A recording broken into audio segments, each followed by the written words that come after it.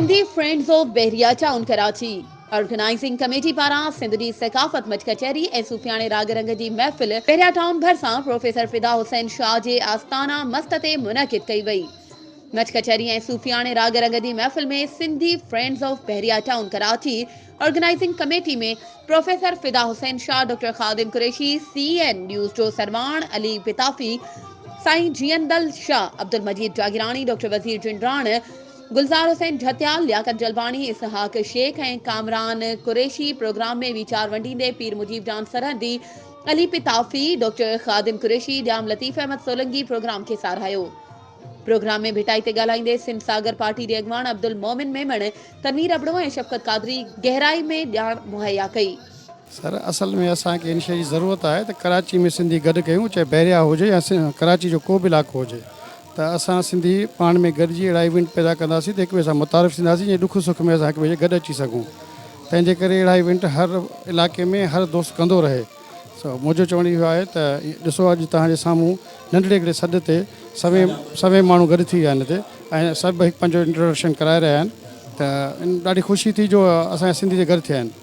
अलाह कंदो अॻिते बि ईअं थींदो रहंदो।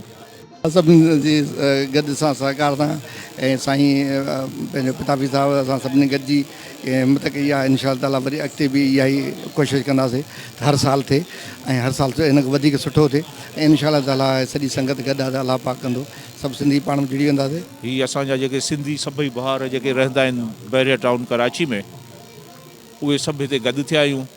अञा त ख़ैर काफ़ी पोयां बि आहिनि, पर इंशा ताला हीअ जेकॾहिं अहिड़ा प्रोग्राम थींदा रहिया त असीं सभई हिक ॿिए सां गॾिबासीं, हिक ॿिए सां तारुफ़ बि थींदो, मुलाक़ातूं बि थींदियूं ऐं उन सां हिक ॿिए खे असीं पाण फ़ाइदो ॾियण जी दुनियावी फ़ाइदा जेके आहिनि या जेको सो उन में जेको सो हिक ॿिए जी मदद कंदासीं। ऐं हीअ ॾाढी हिकिड़ी सुठी रवायत आहे। असांजो तालुक़ु सिंध धरती सां ऐं सिंधी क़ौम सां आहे। असां सिंधी हमेशह मिली जुली रहण वारा माण्हू आहियूं।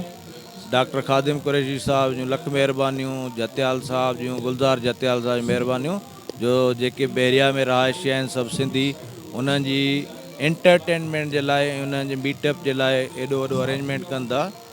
कुरैशी साहब तमामु बहितरीनी प्रोग्राम कंदो आहे, उन जी महिनतूं आहिनि, वीचारे सभिनी खे गॾु कयो आहे ऐं इंशाल्लाह अॻिते बि अचिबो।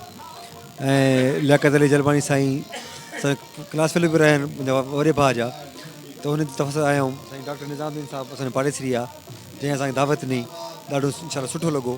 आईंदा बि इंशाल्लाह ज़रूरु अचिबो।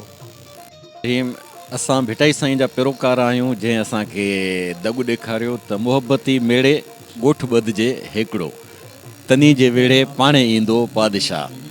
मच हिकु उहिञाण आहे रोशनीअ जो ऐं ताबिश जो, त जीअं मजूसनि वटि बाहि पूॼी वेंदी आहे, छाकाणि त उन में शक्ति आहे ज़िंदगीअ खे रवां रखण जी।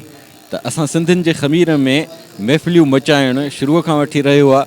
साईं ही प्रोग्राम तसलसल आहे असांजे 5000 साल पुराणी सकाफ़त जो, जंहिंमें इहे मच कचहरियूं ऐं पाण में मिड़ाको ऐं शेरो शाइरी पंहिंजी सिंध जी सकाफ़त खे उजागर करणु, लतीफ़ साईं ते ॻाल्हाइणु माना ॾाढो सुठो आहे ऐं असांखे ॾाढो मज़ो पियो अचे। अहिड़ो प्रोग्राम थींदा रहनि ऐं हीअ असांजी सिंधी क़ौम जे लाइ इहो सुठी ॻाल्हि आहे। इहा मच कचहरी पुराणी असांजी रिवायतूं आहिनि सिंधियुनि जूं।